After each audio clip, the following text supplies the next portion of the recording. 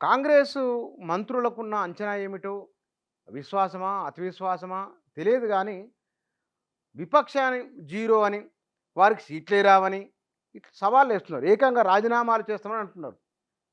బీఆర్ఎస్‌కు 2 సీట్లు రావు.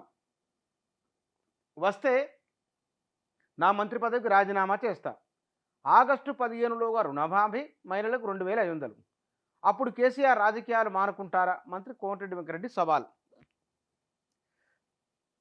100 రోజుల పరిపాలనకు లోక్సభ ఎన్నికలు రెఫరెండం అని రేవంత్ రెడ్డి అంటే, బీఆర్ఎస్‌కు 2 సీట్లు రావు. ఒకవేళ వస్తే గనక తాను రాజీనామా చేస్తానని కోమటిరెడ్డి వెంకటరెడ్డి అంటున్నారు. ఇది మైండ్ గేమ్‌లో భాగమా? లేకపోతే గనక వీరి అతి విశ్వాసమా? ఏమిటో తెలియదు గానీ, ఈ 3 నెలల కాలాన్నే తెలంగాణలో తాము అద్భుతాలు సృష్టించామని, గత ప్రభుత్వానికంటే భిన్నంగా ఉన్నామని చెప్తున్నారు. కానీ వాస్తవానికి ఈ 100 రోజుల కాలంలో కాంగ్రెస్ పార్టీ ఉచిత బస్సు ప్రయాణం, 5 గ్యారంటీలను ప్రారంభించింది. ఆ తర్వాత గడిచిన 9.5 ఏళ్ల కాలంలో బీఆర్ఎస్ ఏమేం చేసిందో వాటిపైన బలమైన విమర్శలు చేసింది. తాము చేసిన పని కంటే కూడా ఈ 3 నెలల కాలంలో బీఆర్ఎస్ను విమర్శించడానికి, వివిధ రకాల ఆరోపణలు చేయడానికి, శ్వేతపత్రాలు విడుదల చేయడానికి ఇందులో చాలా ముందున్నది కాంగ్రెస్ పార్టీ ప్రస్తుత ప్రభుత్వం.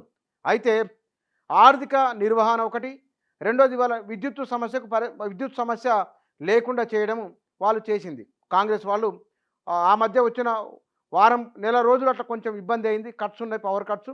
ఇప్పుడు వాటికి పరిష్కారాన్ని కనుగొన్నారు. నిరంతరాయంగా విద్యుత్ సరఫరా జరుగుతూ ఉన్నది. తాగునీటి సమస్య కూడా పరిష్కారాన్ని కనుగొంటున్నారు.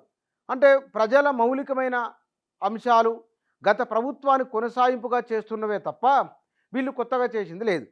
వీరు కొత్తగా తమదైన ముద్రతో ఏమన్నా పని చేస్తే కనుక ఆ రోజు మాట్లాడాలి.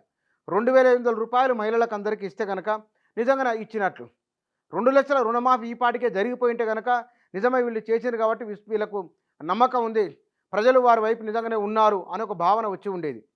లేదు, తాము చేయబోతున్నాము, ఆగస్టు 15 నాటికల్లా డబ్బులు ఇస్తాము, నగదు బదిలీ ఉంటుంది, 2 లక్షల రుణమాఫీ ఉంటుంది అని ఒక ధీమాని వీరు వ్యక్తం చేస్తున్నారు. అంటే ఇది నమ్ముతున్నారు ప్రజలని, వీరు నమ్ముతున్నట్లుంది. అందుకోసమనే బీఆర్ఎస్కు 2 సీట్లు కూడా రావు, ఒకవేళ వస్తే రాజీనామా చేస్తాము, ఈ లోక్సభ ఎన్నికలు మా పరిపాలనకు రెఫరెండం ఇత్యాది మాటలు రావడానికి వారికి తాము అమలు చేసిన పథకాలే లేదా ఇది ప్రజల పట్ల సానుకూలత ఉందని భావన అయి ఉండవచ్చు. లేదు అంటే కనుక బీఆర్ఎస్ ఓడిపోయి ఉన్నది కాబట్టి మైండ్ గేమ్ ద్వారా దాన్ని మరింత డిఫెన్స్లో వేయాలనే వ్యూహం అయి ఉండవచ్చు.